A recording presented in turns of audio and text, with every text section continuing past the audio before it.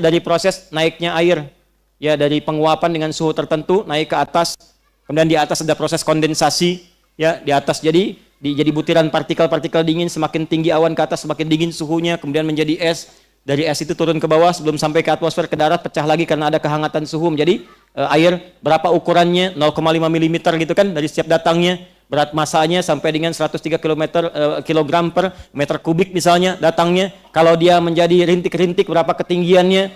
Kalau dia menjadi asam di situ ada apa? Ya, misalnya ada sulfur dioksida dengan nitrogen oksida berkumpul jadi satu. Kapan itu terjadi? Nanti disambung lagi dengan sulfur yang ada di Gunung Merapi misalnya, dengan fosil yang terbakar naik ke atas, bagaimana turun curah hujan dan kualitasnya, itu ada. Nanti kita akan temukan. Kalau Anda ingin cepat menghafal Quran, saya berikan satu. Jadi setiap pertemuan satu ya, kita ya. Sepakat? Baik. Yang sekarang kita ambil tentang bagaimana mengatasi keterlambatan dalam hafalan. Pernah merasakan ini enggak? Belum saya sampaikan, bagaimana bisa pernah? Ya sudah, karena sudah tahu semuanya, saya tutup saja. Pernah merasakan ini enggak? Ya, waktu menghafal orang lain cepat, ini kok saya satu ayat lama gitu, ya kan? Padahal udah diulang-ulang gitu kan? Ulang. Orang lain 10 menit hafal, saya sehari belum hafal gitu. Bukan saya, ada yang belum hafal gitu kan sehari. Ada pernah begitu? Baik. Tapi yang menarik, ada yang sehari, semalam Dr. Dol punya saudaranya, itu satu hari Ali Imran hafal dalam sehari. Ada yang demikian. Kalau kita di karantina lebih dahsyat lagi. Ada dari 0, 30 hari itu bisa khatam Quran 30 juz.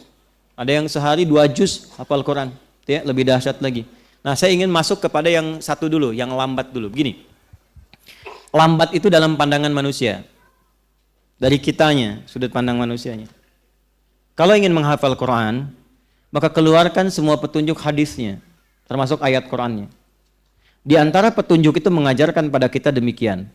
Kalau ada orang yang berusaha menghafal dan mengulang-ulang, tapi merasa kemudian belum cepat hafal, maka biasanya Allah ingin memberikan hadiah 2 hal kepada dirinya yang belum tentu diberikan kepada orang yang merasa cepat menghafalkan Qurannya.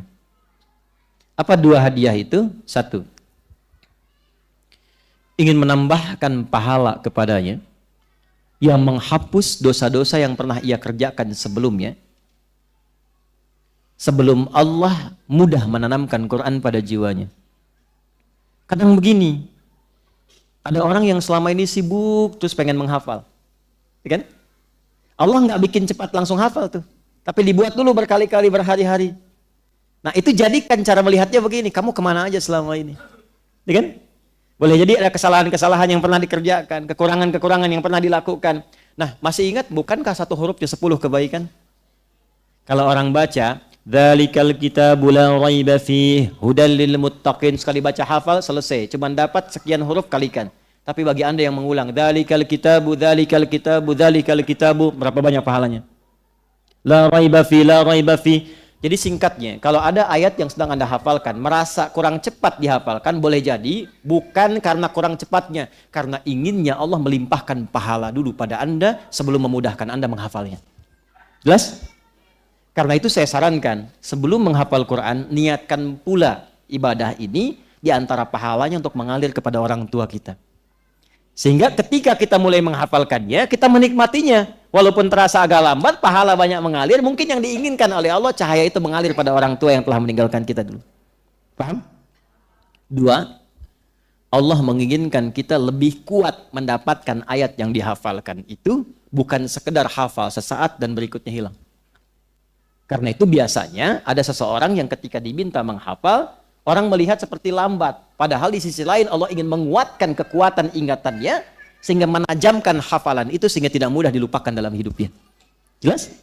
Nah, jadi kalau sedang menghafal Quran, tiba-tiba merasakan, oh kok saya susah begini, jangan dianggap itu. Hilangkan semua persepsi itu, datangkan keterangan hadisnya seperti yang tadi saya sampaikan. 1, rasakan Allah ingin melipat gandakan pahala dulu sebelum memudahkan menghafalkannya. Dan yang kedua, Allah ingin menajamkan kekuatan ingatan di ayat yang sedang kita hafalkan itu sebelum memudahkan yang lainnya. Karena sifat ini tidak akan terjadi di semua ayat. Tidak akan terjadi. Saat menghafal Quran itu ada ayat yang mudah, gitu kan? enak, nyaman, gampang. Tiba-tiba ada yang agak lama, tiba-tiba ada yang lama sekali. Tuh, nggak semuanya. Dan yang paling dahsyat, ada yang awalnya susah, kesananya gampang.